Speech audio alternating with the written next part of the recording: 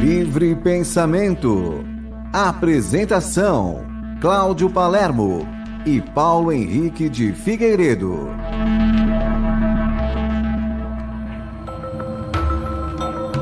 Um excelente dia a você que está na sintonia da TV Mundo Maior e Rede Boa Nova de Rádio, emissoras da Fundação Espírita André Luiz. Estamos começando mais um Livre Pensamento. Bom dia, Paulo Henrique de Figueiredo. Bom dia, Cláudio. Tudo bem com você? Tudo em ordem. Olá, amigos que estão nos acompanhando.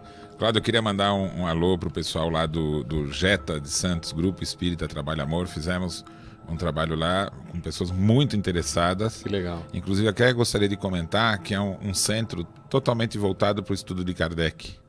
Nas paredes lá você vê os livros das obras básicas em suas edições originais.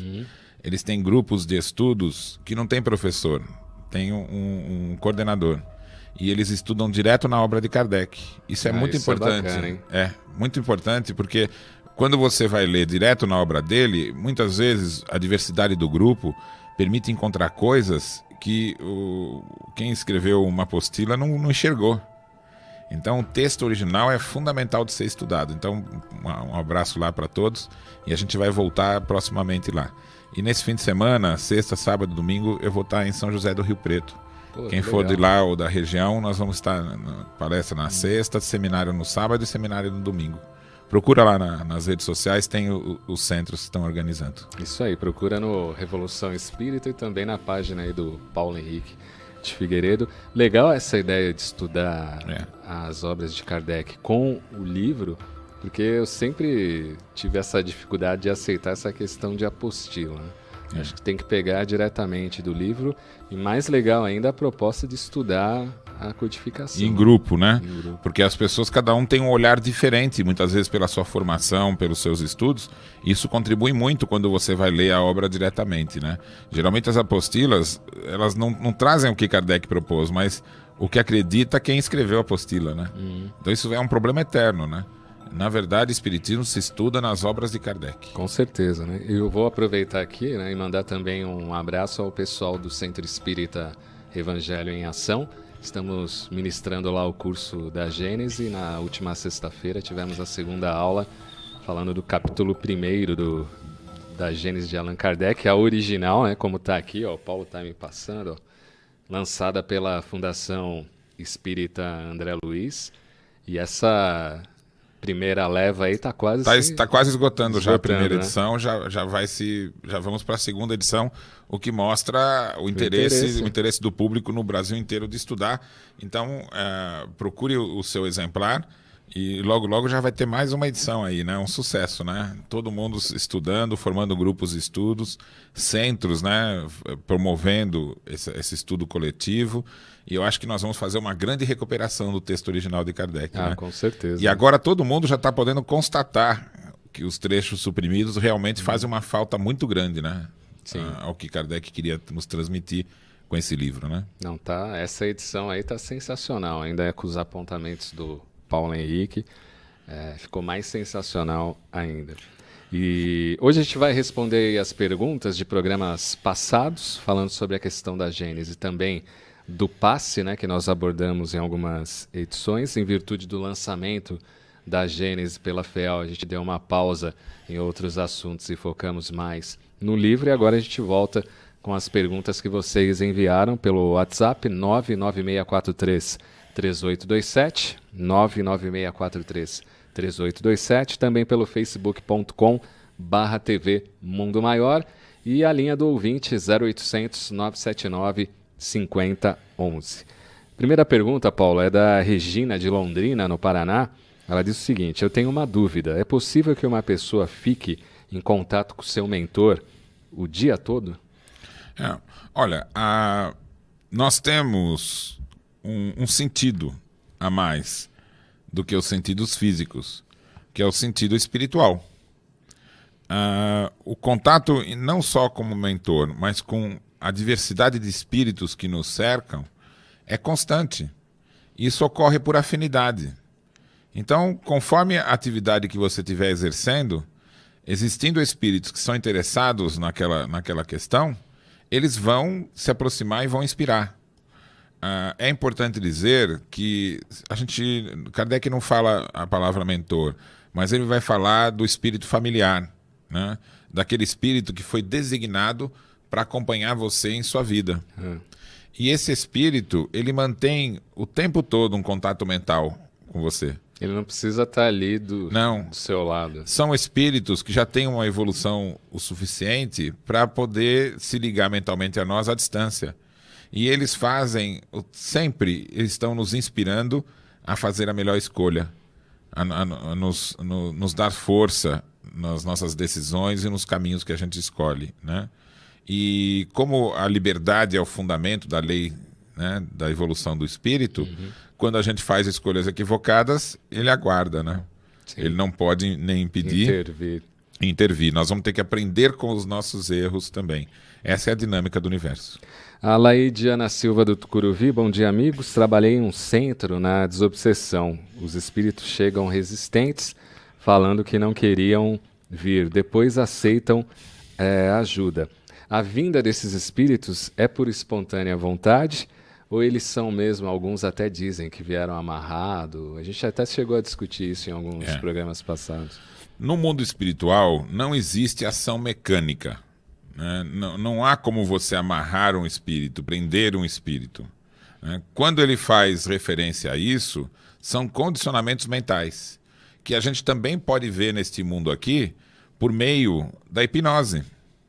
Então, se um indivíduo te hipnotiza, Cláudio, e ele fala assim, olha, você ao despertar não vai conseguir separar os seus braços, eles estarão como que amarrados. E aí você acorda e não consegue soltar os braços, né? Por que isso? Você tem uma ordem do inconsciente. Mas para que a hipnose funcione, o seu inconsciente, né, eles têm que estar em acordo com isso, não é contra a sua vontade plenamente. Então, muitas vezes, o espírito, se sentindo culpado, ele se sujeita a essas circunstâncias. Então, todo espírito, ele no fundo, ele quer ajuda, mas ele expressa, por meio das palavras, revolta.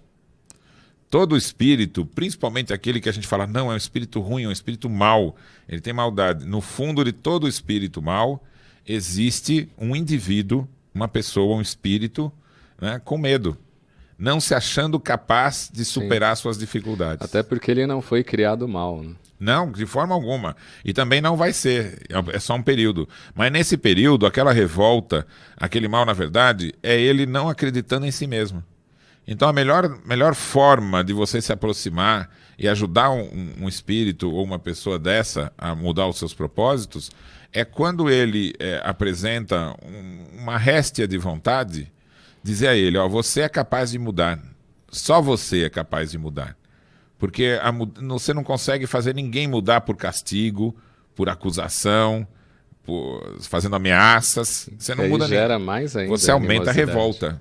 Então, quando você acolhe e você demonstra que ele é capaz, é a única forma de você conseguir fazer o indivíduo alterar o caminho que escolhe. E quando ele fala que ele está amarrado, na verdade, ele está querendo mudar, mas não consegue admitir. Essa que é a questão. Porque aquele que não quer vir, não vem mesmo. O termo desobsessão, ele não foi criado pelo Kardec, né? Não, existe obsessão, né? Existe o termo obsessão. A gente pode abstrair desobsessão. Só que não havia, na época de Kardec, nada que você... Não existia um passe para tirar o obsessor, não existe isso, né? O que podia ocorrer é uma intervenção de espíritos superiores. Isso eles fazem por afinidade, mas sempre a obsessão está relacionada ao esclarecimento do espírito. Não existe tirar um obsessor, você esclarece, porque ele não é estando sem corpo, ele é uma pessoa, ele é uma individualidade, é um espírito, e ele merece tanto auxílio e ajuda quanto o encarnado, né? Com certeza. A Paula de Guarulhos, bom dia, sou médium, trabalho há quase 1 ano e trago sempre irmãos sofredores nas reuniões. Muitos nem falam, apenas sinto as sensações deles. E ela se questiona que ela nunca trouxe mensagem de mentores, de espíritos mais elevados. Ela pergunta se isso é normal. Não, isso é fruto só do hábito, porque médium é médium de qualquer coisa, qualquer espírito.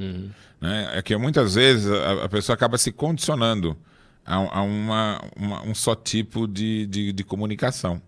Então, o que precisa ser feito é que o grupo tenha mais de um momento na atividade mediúnica e os médiuns treinem todos os tipos de comunicação.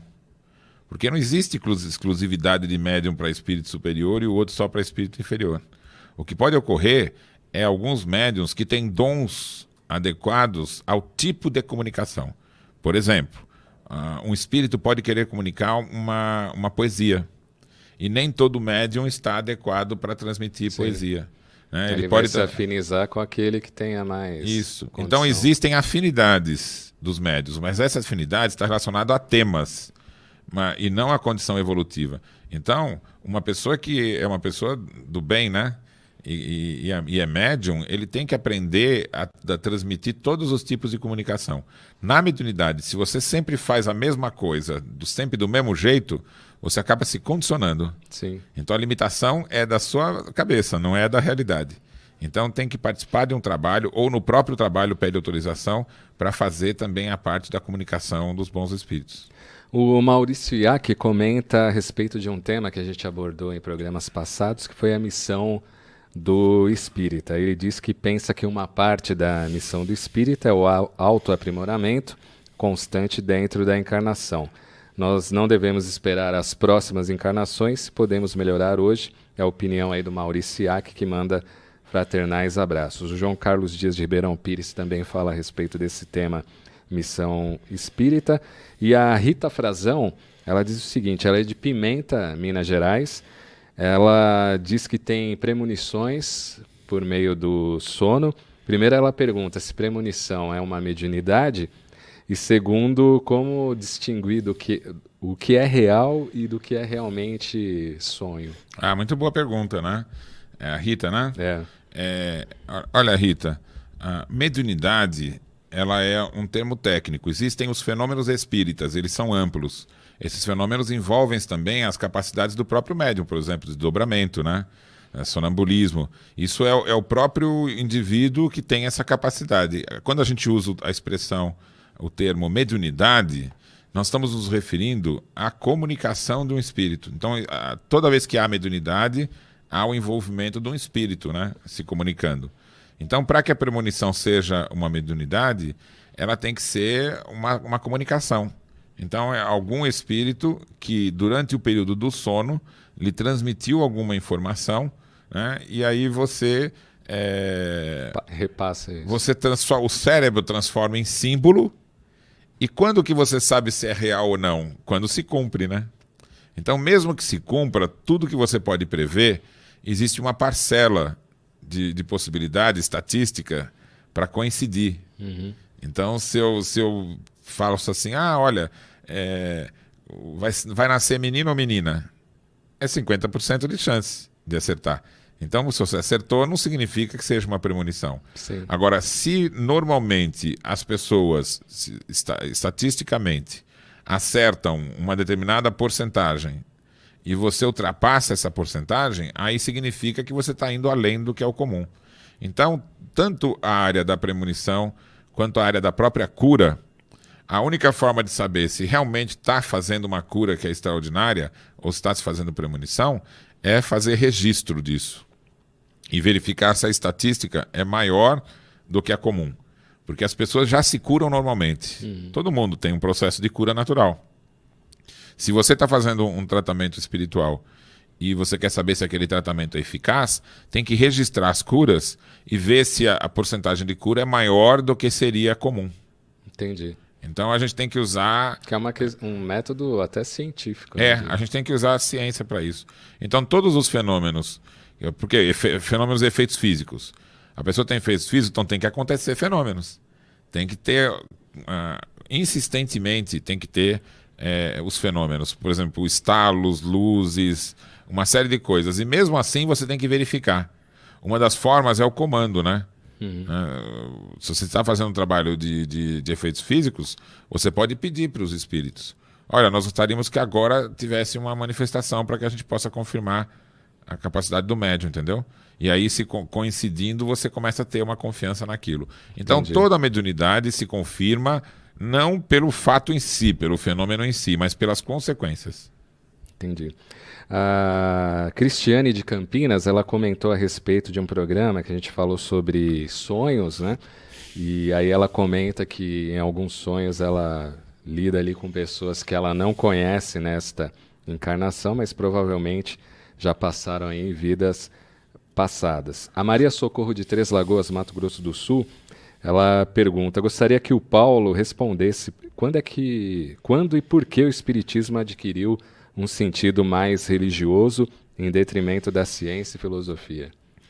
Olha, na época de Kardec, quando ele desenvolveu o Espiritismo, a maioria dos espíritas que participavam do movimento espírita, segundo uma estatística que ele mesmo calculou, tinham uma formação. Isso é uma novidade, pessoas precisam prestar atenção, porque nós perdemos um fato histórico. O fato histórico é que as ciências humanas, chamavam-se na época ciências morais, que é o equivalente às ciências humanas hoje, elas eram na Universidade de Sorbonne, em Paris, em toda a França e também em muitos outros países que seguiram essa orientação. Elas não eram como hoje uma ciência com base materialista, era uma ciência com base espiritualista. Sim. Então esse fato histórico é importante as pessoas conhecerem. Psicologia. Chamavam-se ciências filosóficas, né? Faziam parte da área de humanas, e a pessoa estudava, a base de tudo isso era a psicologia, estudo da alma.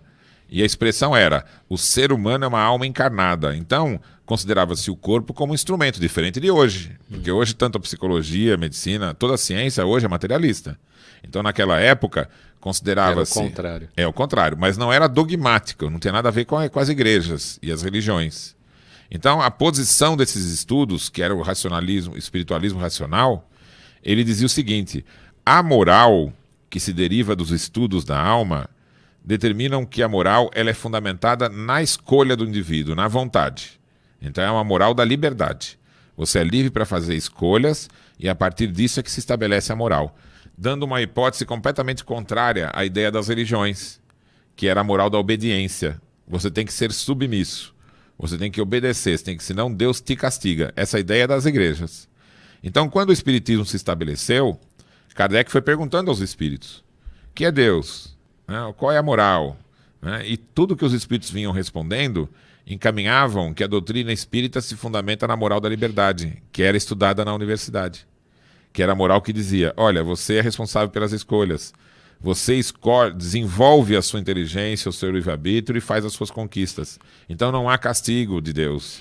Não há recompensa. O oposto das religiões. Mas, assim que Kardec morreu, na universidade, a igreja se uniu com os materialistas e tiraram esse estudo da universidade. As ciências filosóficas foram abolidas, e dos estudos dos jovens. Então, geração após geração, o entendimento da moral da liberdade e do espiritualismo racional foram se perdendo. E o espiritismo foi perdendo a sua base. E as novas gerações que chegavam no espiritismo vinham todos da religião. E não mais do espiritualismo quando era da época de Kardec. Então essas pessoas começaram a ser seduzidas por falsas interpretações do espiritismo, que diziam que realmente a encarnação é castigo. Se você errou nessa, você vai ter castigo maior na próxima. Essas ideias não eram de Kardec nem dos espíritos. Essas ideias eram de desvios. Pessoas como o Rustang, né, que acreditavam que a encarnação era castigo, que todo mundo que nascia é porque era mal, e que Deus impunha a sua mão de ferro sobre as pessoas, ideias que vinham das religiões do passado. Então nós vivemos um período que foi dessa época, e até hoje ainda, né? É forte. Que essas ideias que não são compatíveis com o espiritismo são divulgadas, ensinadas e aceitas. Então o espiritismo pede uma revisão do entendimento. Pense bem nisso. Heteronomia e autonomia. Moral da liberdade, moral da obediência, da submissão. Verdade. Isso não pertence ao espiritismo. E você pode estudar mais nisso na obra Revolução Espírita do Paulo. Inclusive tem esses apontamentos também na Gênese, que foi lançada aí pela Fundação Espírita André Luiz. Acesse aí mundomaior.com.br. Intervalo, daqui a pouquinho a gente retorna com Livre Pensamento. Até já.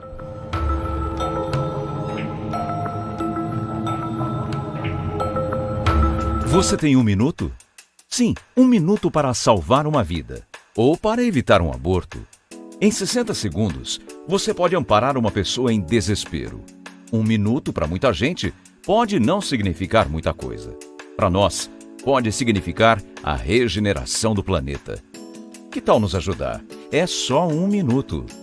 Financie 1 minuto da programação da Rádio Boa Nova e da TV Mundo Maior. Só assim, a maior rede mundial de comunicação espírita pode atravessar esse momento de crise. Nossos custos com satélite, antenas de radiodifusão, profissionais de engenharia são altos, mas com 1 minuto de sua ajuda, podemos continuar. Com o mesmo valor de um lanche na maior rede de fast food do mundo, você financia 1 minuto de luz. Clube Amigos da Boa Nova, ajudando você a ofertar 1 minuto para salvar vidas, consolar corações e construir um planeta melhor. Em 1868, Kardec lança Gênese, seu último livro. 3 anos após a morte de Kardec, uma nova edição de A Gênese é lançada.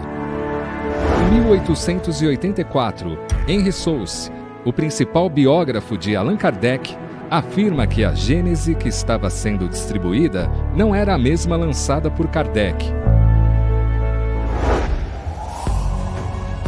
Em 2016, a diplomata brasileira Simone Privato viaja para a França e encontra provas que atestam a afirmação de Henry Souce. Em 26 de maio de 2018, a FEAL, Fundação Espírita André Luiz, lança A Gênese, editada a partir do livro original de Allan Kardec. Adquira já o seu exemplar no site mundomaior.com.br ou no telefone 0 operadora 11 4966 5775. Entregamos para todo o Brasil. Sócios do Clube Amigos da Boa Nova possuem desconto exclusivo. Olá, nós somos a Rosalie Andrade, o Wagner Gabriel do programa Saúde no Terceiro Milênio e hoje nós estamos aqui para deixar um recadinho para você. Você sabia que se você acessar pelo Facebook a página da Rede Boa Nova de Rádio, da TV Mundo Maior e curtir, além de ter acesso à programação, você ainda tem acesso também a conteúdo espírita. Isso mesmo, então acesse agora www.facebook.com/Rede Boa Nova de Rádio e deixe lá a sua curtida para nós. E tem também a página www.facebook.com/TV Mundo Maior. Deixe sua curtida também. Você pode deixar também um recadinho, nós vamos ler ao vivo. E aí você pode assistir também toda a programação. Curta as nossas páginas e deixe sua mensagem.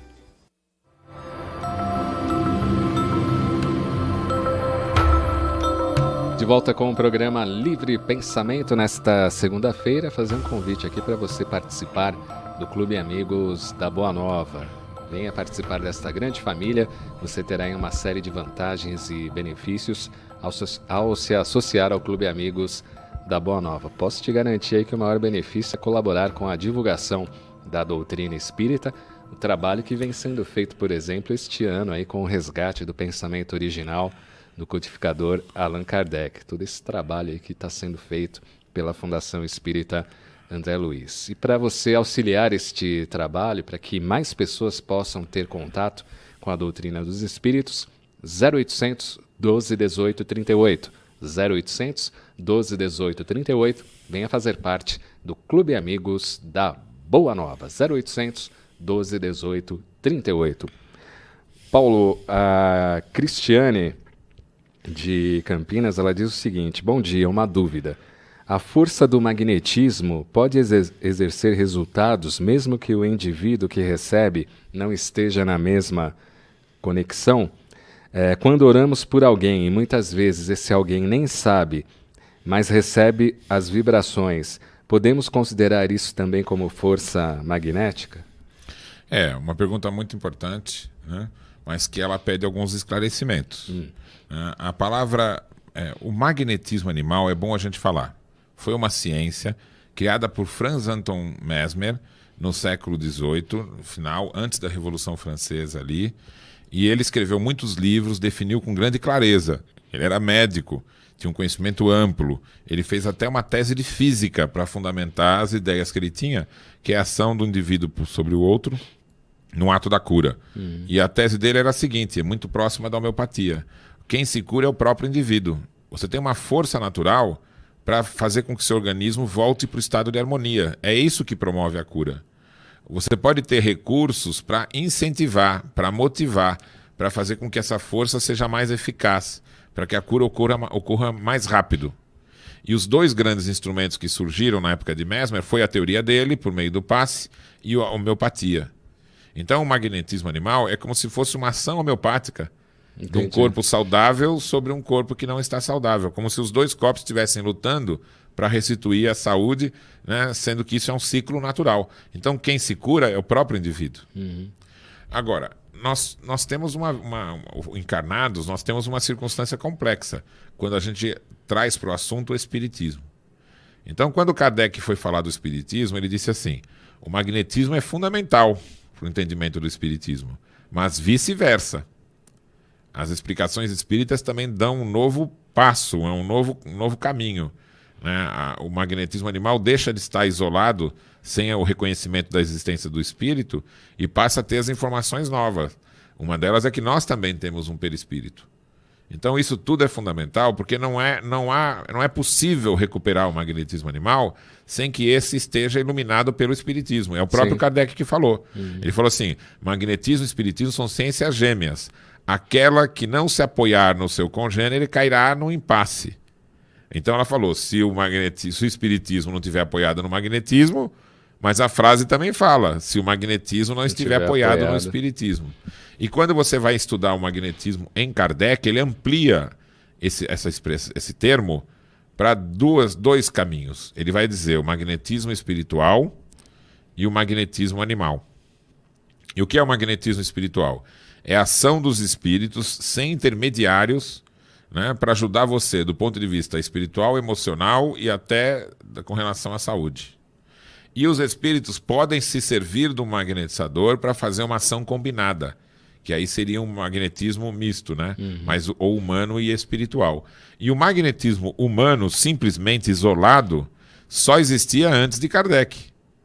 Porque pensa, se você vai fazer uma atuação sobre um outro indivíduo e você já sabe que existem espíritos que podem ajudar, você vai fazer sozinho? Não faz sentido. Não, Então, depois de Kardec, não há magnetismo que não esteja associado à ação conjunta com os espíritos. E um terceiro fator que é a prece. Então, o magnetismo humano, Cláudio, a pessoa tem que estar perto, porque é uma ação que envolve a fisiologia. O magnetismo espiritual, que é feito pelos espíritos, não tem distância. E a prece é a forma de você pedir a ajuda dos bons espíritos. Então, é um conjunto. Sim. Agora, todo indivíduo só vai ser ajudado se ele quiser. Então, a gente pode se remeter até a Jesus, lá no Novo Testamento. Ele vai fazer uma pergunta antes de curar qualquer pessoa que seja, né? Você quer ser curado? Essa pergunta é fundamental, porque assim, você vai empregar a sua vontade nessa tarefa? Aí quando o indivíduo falava assim e ficava curado, Jesus dizia, a sua fé te curou. E o que é a fé aí? É a vontade. Sim. O uso da vontade. Então, usar a vontade para que a gente conquiste as coisas é o sentido universal da ação humana, da ação do espírito. O espírito age por meio da vontade. Então, saber usar, às vezes parece simples isso, mas não é. Porque o indivíduo que se entrega ao vício, por exemplo, ele está empregando a vontade dele não naquilo que ele acha que é o correto, ou seja, de uma forma moral, mas nos apelos da fisiologia. Sim. Ou nos apelos externos também. Se eu não tiver... Por exemplo, assim, a pessoa pensa assim, eu não sou feliz. Por quê? Eu não tenho um bom tênis, eu não tenho uma boa roupa, eu não tenho as coisas que eu queria ter. Tá, mas então você está colocando a sua felicidade em coisas externas. Então não é no que você é, mas no que você queria ter. Então, e mesmo aquele que tem e pensa que é feliz pelas coisas que tem, também é falsa. Porque a gente é feliz quando a gente sabe usar a nossa vontade naquilo que é o melhor para nós. Independente dos apelos internos e externos. Nem do corpo e nem do mundo. Né? E isso é a conquista moral. Então, sem a vontade, ninguém vai ser ajudado. A prece é fundamental tanto para quem quer ajudar quanto para quem quer ser ajudado. O passe espiritual, ele pode ser dado à distância. O passe humano, magnético, que só funciona em quem está doente, só funciona proximamente, porque a ação ela tem um contexto fisiológico. Pelo WhatsApp, 996433827, o Oni Silva, que está em Santa Catarina, ele diz que falar de sessão mediúnica virou tabu em algumas casas e eventos espíritas. Quem também está participando é a Fernanda de São Paulo, que relata aqui que a TV da casa dela costumava ligar e desligar, e ela pedia mentalmente para os espíritos pararem com essa brincadeira, e eles paravam. A Rosana de São Paulo: comprei meu exemplar da Gênese pela internet, né, no site da FEAL, mundomaior.com.br, chegou super rápido, adoro o programa de vocês, agora é só estudar esta edição. Obrigada, Rosana de São Paulo. É isso aí, vamos criar grupos de estudos da Gênese. A Jerusa Lopes Andrade, ela faz uma pergunta: gostaria de saber se Kardec tinha religião antes de começar no Espiritismo. Ele era de uma família que tinha uma tradição católica, mas o que é importante dizer é que, independente da religião formal que eles tinham, a família dele foi toda ligada ao processo revolucionário na França. Então, tanto o avô quanto o pai foram líderes da Revolução Francesa, mas não eram líderes associados a Robespierre e ao terror. Eles eram opositores. Então, na Revolução Francesa, nós tínhamos duas linhas de pensamento. Nós tínhamos o grupo que achava que você transformava com o meio da liberdade. Se você desse liberdade e oportunidade para todos, a França ia se transformar. E você tinha um grupo de radicais que diziam que só a morte ia resolver o problema. Esse grupo era ligado ao Robespierre e acabou implantando o terror na França. Sim. O pai e o avô eram ligados ao grupo que achava que você ia transformar pela educação, pela oportunidade para todos, dando trabalho e condições melhores. Então, eles foram combatidos. O avô de Kardec chegou a ser guilhotinado.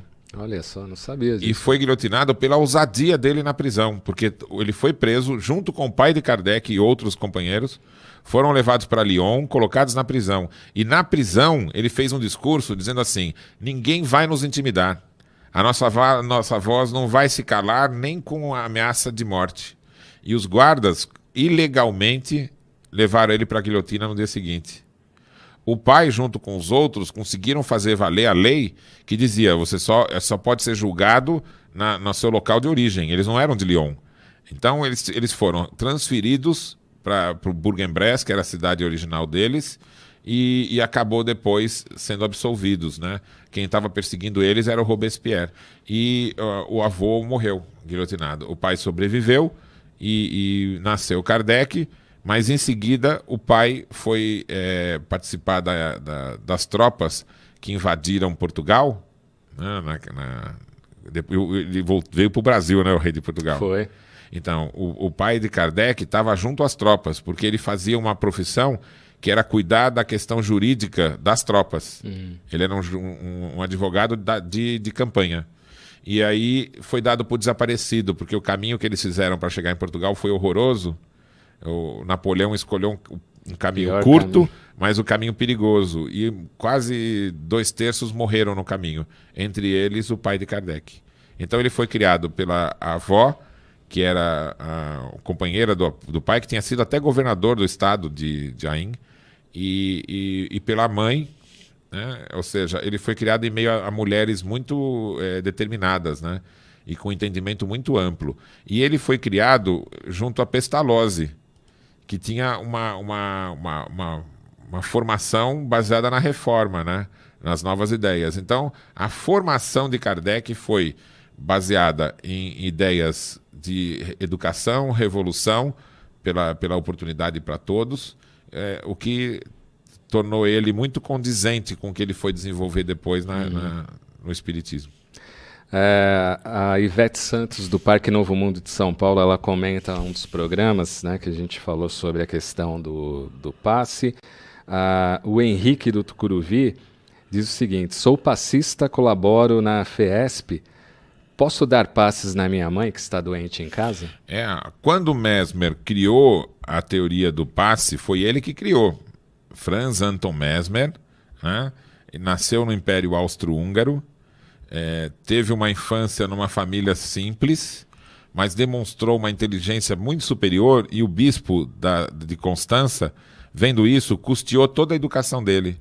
Então ele se formou em mais do que uma faculdade. E quando ele olhou para a medicina do seu tempo, ele falou assim, essa medicina é baseada em favorecer alguns. Ou seja, é caríssima a medicina e atende só os nobres. E as pessoas mais simples ficam largadas sem nenhum auxílio. E ele foi estudar com profundidade a medicina e ele descobriu que não tinha remédio nenhum que curava. Quem se cura é o próprio indivíduo. E existe a possibilidade de você fazer uma ação de uma pessoa que está saudável sobre a pessoa doente de tal forma que busque a cura.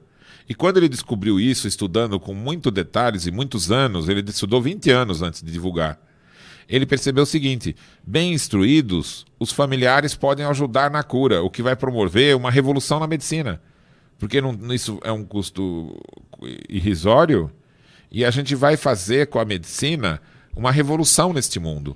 Porque ela vai parar de ser uma coisa que era destinada a alguns e vai se fundamentar num fenômeno natural. Então, qual é o fenômeno natural do passe de cura? O fenômeno natural do passe de cura é a mãe, pelo instinto, debruçada sobre o seu filho, horas, o filho com febre à noite não fica largado no quarto. A mãe se ajoelha ao lado dele, coloca a mão sobre a testa, faz ali um carinho e fica horas fazendo isso. Que é isso? Esse é o fenômeno natural do passe. O passe, então, é transformar em técnica, né, num tratamento, o que na mãe é natural, quando ela se dedica ao filho. Então, quando o Mesmer começou a aplicar o passe, ele ensinava os parentes a ajudar. E quando os homeopatas, a partir de Hahnemann, que criou a homeopatia, passaram a adotar também o passe, e na época de Kardec o passe era dado pelos magnetizadores e pelos homeopatas.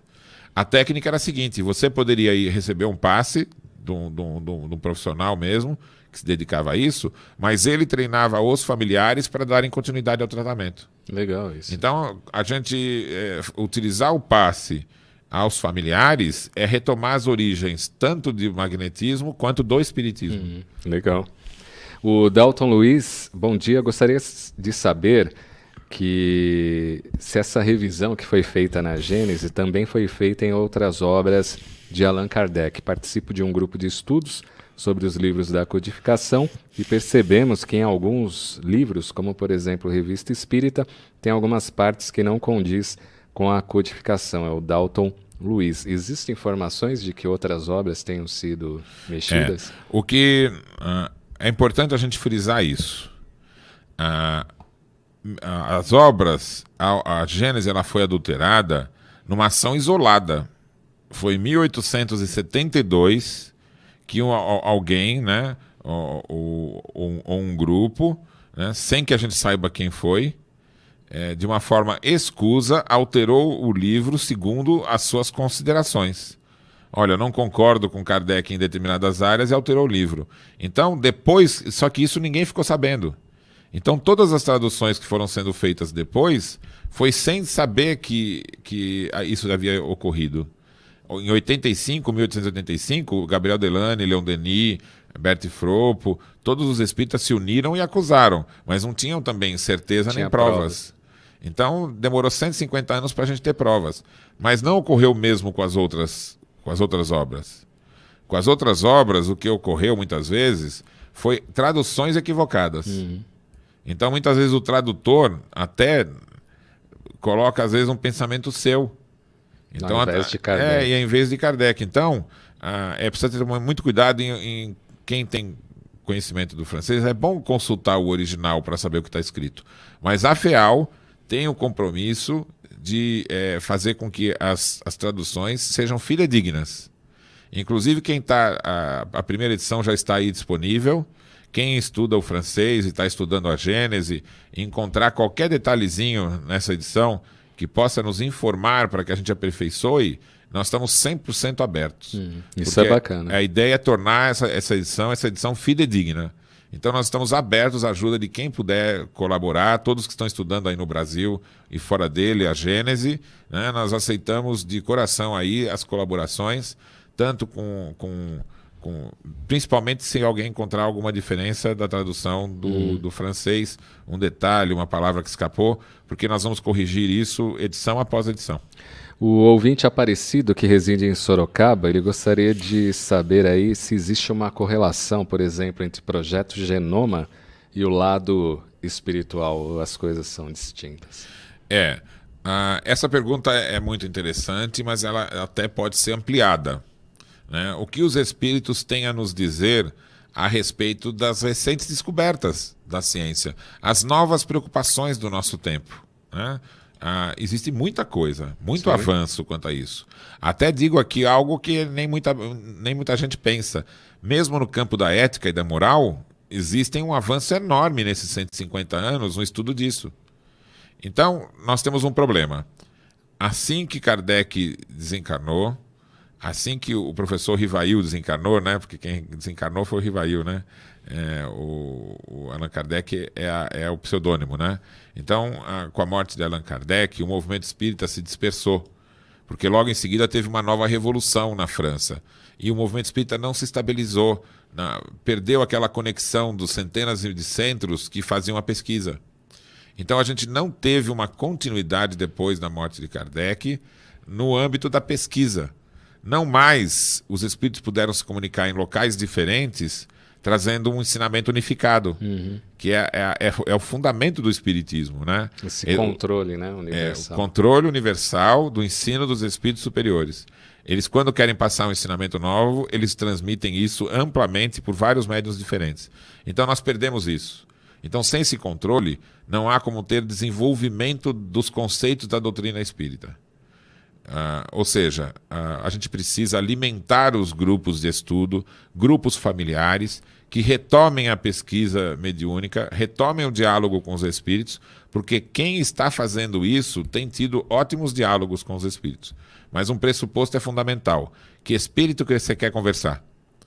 Se você quer conversar com um espírito que tenha conhecimento da doutrina espírita para ajudar a ter uma interpretação mais atual, você tem que ter conhecimento da doutrina espírita. Também. Então, sem estudar Kardec, nenhum espírito vai se comprometer com um grupo que não conhece Kardec para falar de espiritismo. Então, todo grupo mediúnico tem que ter uma profunda dedicação ao estudo, para que haja uma correspondência entre o que os espíritos vão ensinar e o que o grupo sabe. A última pergunta, a Euseni Corumbaíba, Goiás, ela disse que leu num livro e o espírito dizia o seguinte: em virtude de uma briga familiar, houve acúmulo de energia em uma pessoa e o espírito afirma que se não fosse eliminada esta energia, seria muito prejudicial à saúde. E aí ela questiona que se disse em um determinado momento que não há dispersão de energias pelo passe. Como entender isso? É o seguinte, quando você vai tratar de passe espiritual, é uma ação que ocorre no perispírito. Só é possível ser feito isso por um espírito superior. Porque o mundo espiritual é diferente do nosso mundo físico aqui. Aqui é um mundo mecânico, as coisas se acumulam. Então, por exemplo, Cláudio, se estivesse num lugar que está nevando, eu posso juntar um monte de neve e fazer uma bola de neve e jogar numa pessoa. Vai bater na pessoa, vai até derrubá-la se for com força. Agora, se eu jogar uma bola de neve na Madre Teresa de Calcutá, em Moisés, em Einstein, em Gandhi, num presidiário, não importa que pessoa que seja, a neve vai bater e vai derrubar. Sim. Porque nós estamos num mundo mecânico, em que as coisas são mecânicas na matéria. No mundo espiritual não existe ação mecânica. Tudo que existe lá é fruto do pensamento e do sentimento. Então, os fenômenos físicos do mundo espiritual não estão relacionados a fenômenos mecânicos. Estão relacionados a fenômenos ligados à sintonia, frequência, vibração. Então, os espíritos não estão todos relacionados entre si. Eles estão em frequências diferentes, relacionadas ao processo evolutivo intelecto-moral. Então, ninguém pode ser atingido por algum outro espírito se não tiver em sintonia com ele. Então não existe ação mecânica. Eu vou pegar aqui uma energia do mundo espiritual e vou envolvê-lo. Não, aquela energia, se não tiver na mesma frequência que a sua, não te atinge. Verdade. Chegaram outras perguntas também, a gente agradece aí a participação de todos no Livre Pensamento. O pessoal está dizendo aqui que lá na sua página não está atualizada a sua agenda do próximo fim de semana, então atualize. É verdade, eu preciso colocar. O Renê está mandando aqui. Até semana que vem. E bom evento e passeio lá em São José. Opa, vamos para lá sim, depois a gente comenta então. Muito obrigado, Cláudio. E obrigado àqueles todos que nos acompanharam. Até segunda-feira, não se esqueça, hein, para adquirir a Gênese aí, acesse mundomaior.com.br, também o livro do Paulo, Revolução Espírita, e o da Simone Pivato, né, o legado de Allan Kardec. Livre Pensamento de volta na próxima segunda. Continue na sintonia da TV Mundo Maior e Rádio Boa Nova. Na sequência tem Jornal Nova Era. Um grande abraço. Vamos que vamos.